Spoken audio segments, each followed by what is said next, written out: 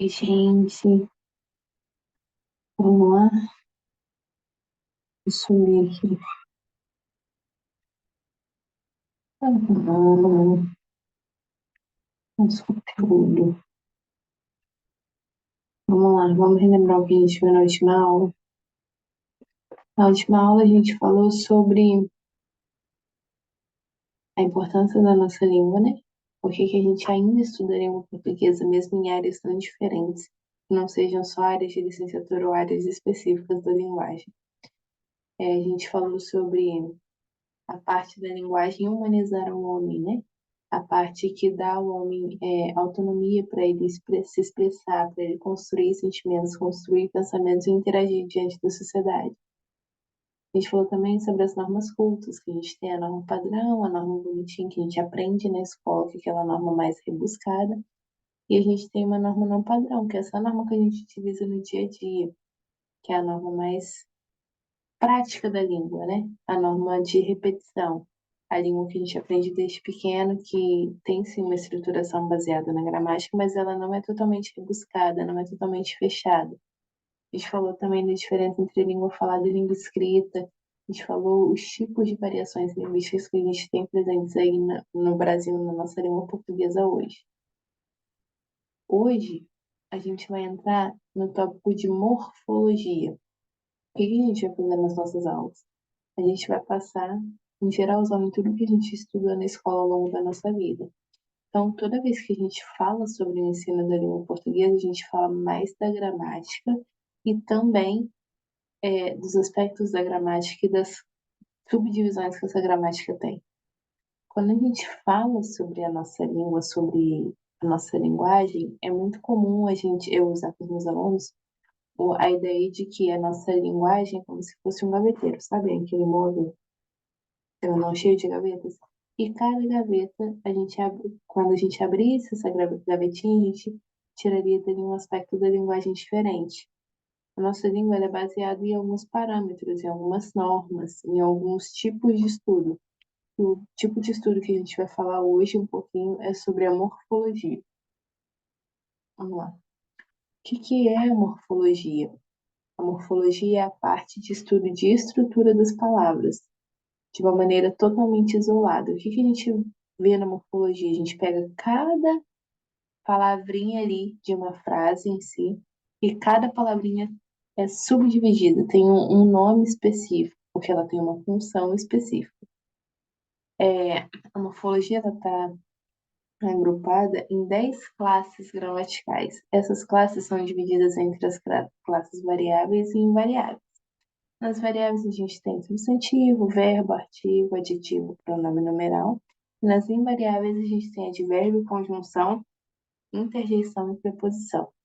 Então vamos começar do mais fácil para o mais difícil, ok? Vamos lá. O substantivo. O que é o substantivo? Substantivo é a palavra que denomina o ser, sejam seres visíveis ou não. Denomina também ações, estados, sentimentos, desejos e ideias. Nos substantivos, a gente tem alguns outros subgrupos. Primeiro que a gente tem o substantivo comum, que é aquele que designa os seres de uma espécie de uma forma genérica. Por exemplo, que a gente tem aí cidade, menino e cachorro. Nos substantivos, a gente também tem os próprios, que são aqueles designados seres de uma mesma espécie, mas de uma forma particular. Londres, Paraíba, Brasil, Marcelo, Antônia, são específicos, particulares. A gente também tem os substantivos concretos, que são aqueles que existem por si só ou na nossa mente. Eles existem independente de serem reais ou não, e eles existem independente de outros seres. Então a gente tem aí homem, fada, mulher, saci. A gente tem também os substantivos abstratos, são aqueles que designam os seres que dependem de outros para se manifestar ou existir. Então, ele está ali para indicar uma ação verbal, um sentimento, uma característica, um estado. Por que a gente chama ele de abstrato? Porque ele está ali, é uma manifestação, ele existe por si só. Então, a gente tem aí vida, rapidez, viagem, saudade. A gente tem tem também os substantivos comuns, que são aqueles que, mesmo no singular, designam um conjunto de seres da mesma espécie. Um enxame é um coletivo de abelhas, um conjunto de animais da mesma espécie. A alcateia é um coletivo de lobo. A gente tem também o artigo. O que que é o artigo? É a palavra que antecede o substantivo. É a palavra que caracteriza esse substantivo em gênero e número e determina ele de um modo particular ou um modo geral. Então, toda vez que a gente tiver um substantivo, a gente tem um artigo. Nos artigos, a gente tem um artigo definido, que é aquele que determina ou particulariza um sujeito específico, o homem, o carro, a cidade. Então, geralmente, a gente tem ali o a, os, as. A gente tem também os artigos indefinidos, que são aqueles que determinam o sujeito de uma forma generalizada. Eles apontam algo a alguém que não está especificado ali. Então, nesse a gente tem um, uma, uns, umas. Na morfologia, a gente também tem o adjetivo. O que que é o adjetivo? A gente aprende na escola que é aquela palavra que dá qualidade, né? Não está tão errado assim. Por quê? Porque o adjetivo ele está ali caracterizando um substantivo. Então, ele está atribuindo nele uma característica. E essa característica ela precisa concordar em gênero e número. O exemplo que a gente tem aí é o amor materno. Momento feliz. Pessoa hábil. É qualquer pessoa? Não. Uma pessoa que tem habilidades. Então, eu estou atribuindo uma outra característica a um substantivo. A gente tem também o numeral. O que que é o numeral? É a parte da morfologia que quantifica os seres, ou indica uma ordem ou uma sequência onde eles estão sendo ocupados ali. Então, pode funcionar tanto como determinante de um nome, como pode funcionar como modificante de substantivo. O numeral ele é classificado de acordo com a ideia que ele está exprimindo ali naquele contexto. Então, o numeral cardinal geralmente é aquele que fala sobre uma quantidade exata de algo. Um carro, dois homens, três crianças.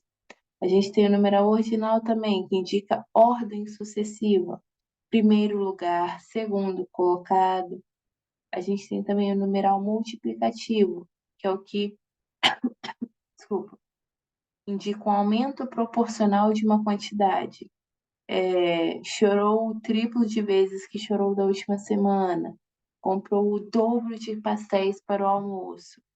A gente também tem o numeral fracionário, que é o que indica uma diminuição proporcional, uma fração ou uma divisão.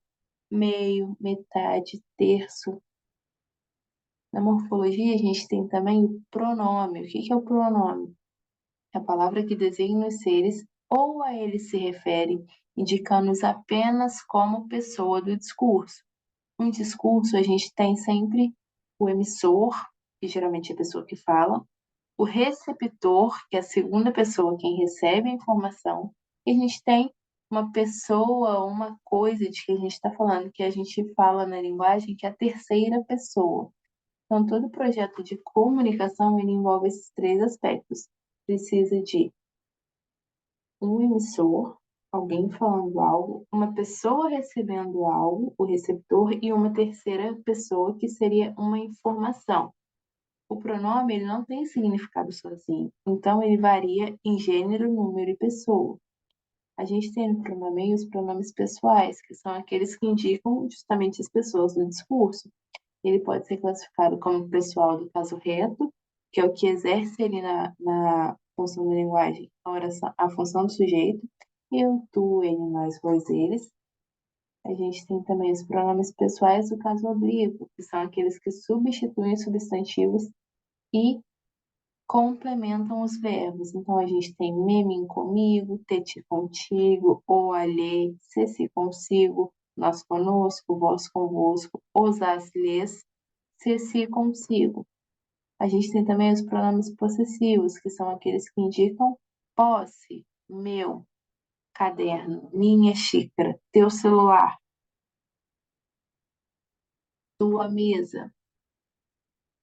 A gente tem também os pronomes demonstrativos, que são os que indicam uma posição de algum elemento em relação à pessoa ali no discurso, no tempo e no espaço. Nos demonstrativos, a gente também tem dois subgrupos. A gente tem os demonstrativos variáveis, esse, este, aquele, aquela, essa, e os invariáveis, isso, isto ou aquilo. Quando a gente fala sobre pronome demonstrativo, a gente tem sempre uma regrinha muito prática para aprender a usar o este e esse. Toda vez que eu falo sobre algo que está próximo ou com quem se fala, eu falo sobre este. No caso, este celular de onde vocês assistem a aula, este computador, porque está perto de vocês. Se eu falo de algo que está distante de vocês, mas próximo de mim, então é esse. Essa xícara, essa caneta. Toda vez que eu falo de algo que está distante, tanto de quem está falando, no caso da nossa aula, eu, quanto de com quem eu estou falando, que são vocês, eu utilizo aquele, aquela ou aquilo. Aquele polo do ITEC, aquele material, porque não está próximo de nenhum dos dois, está distante de ambos. É uma regrinha super para a gente gravar isso. A gente tem também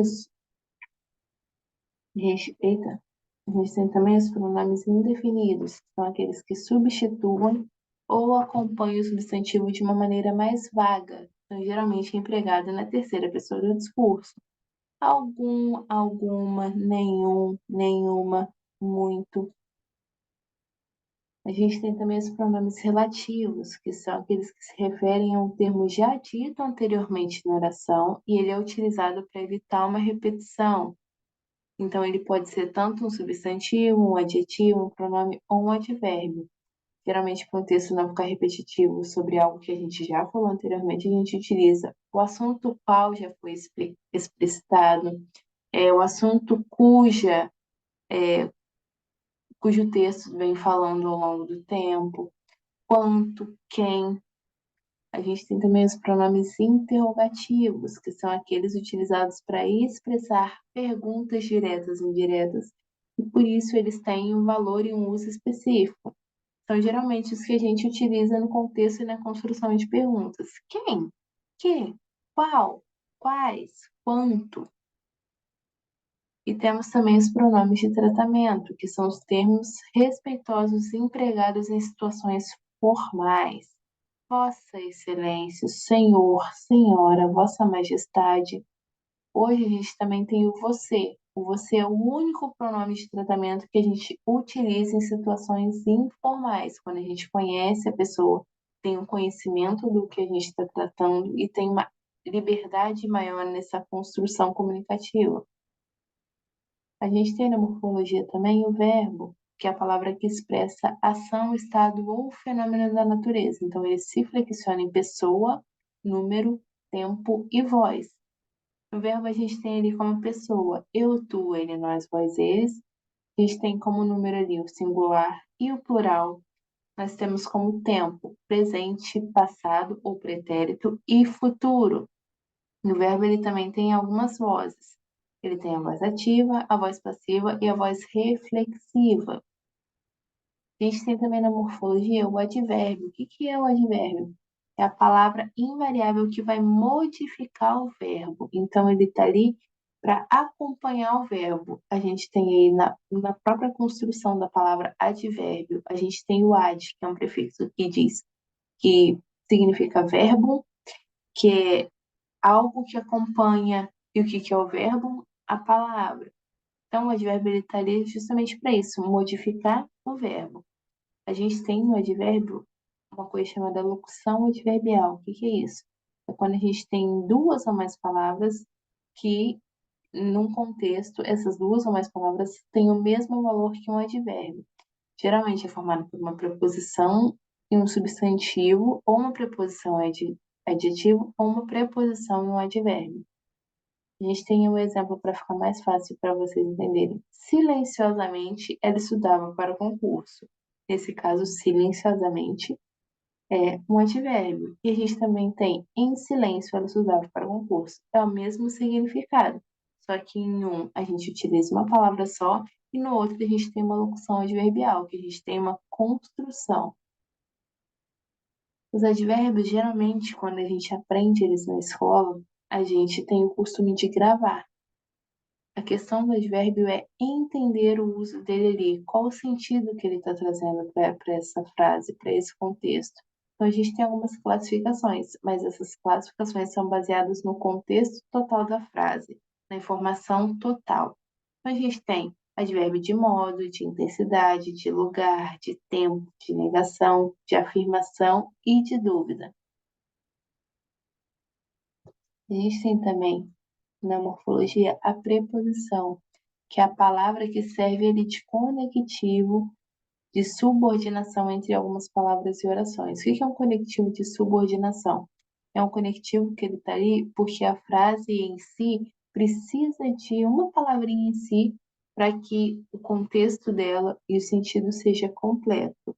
Um período composto por coordenação é quando a gente tem duas frases com ponto final e cada frase tem o seu significado, só são seguidas. No composto por subordinação, não, a gente precisa que tenha uma palavrinha ali específica, bonitinha, para que ela tenha o seu sentido totalitário. Então, a preposição, ela sempre vem antes da palavra que por ela vai ser subordinada. Por isso que a gente tem esse nome, porque ela vem pré-posicionada a uma palavra.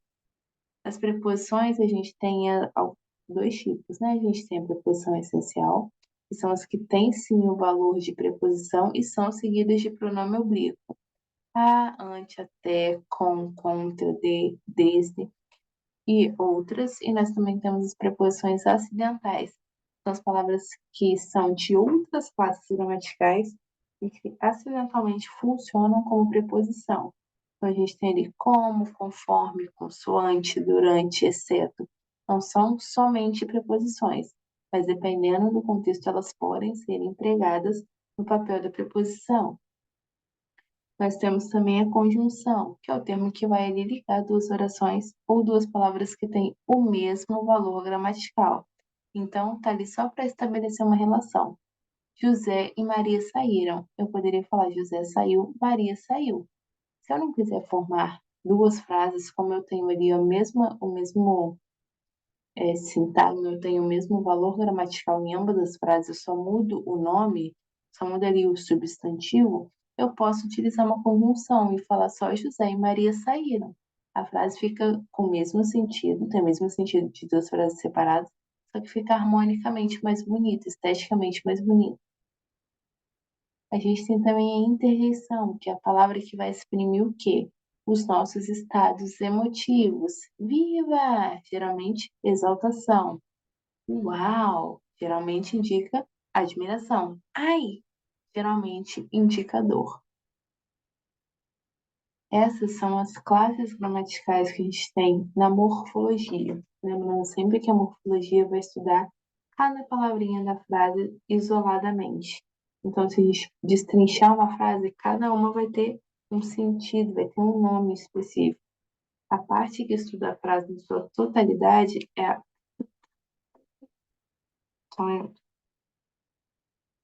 parte da sintaxe. A gente vai ver mais para frente. Eu vou fechar essa aula agora porque eu vou gravar um próximo tópico que é muito tranquilo e muito rápido para ficar os tópicos separadinhos, bonitinhos para vocês, tá? Só um minutinho.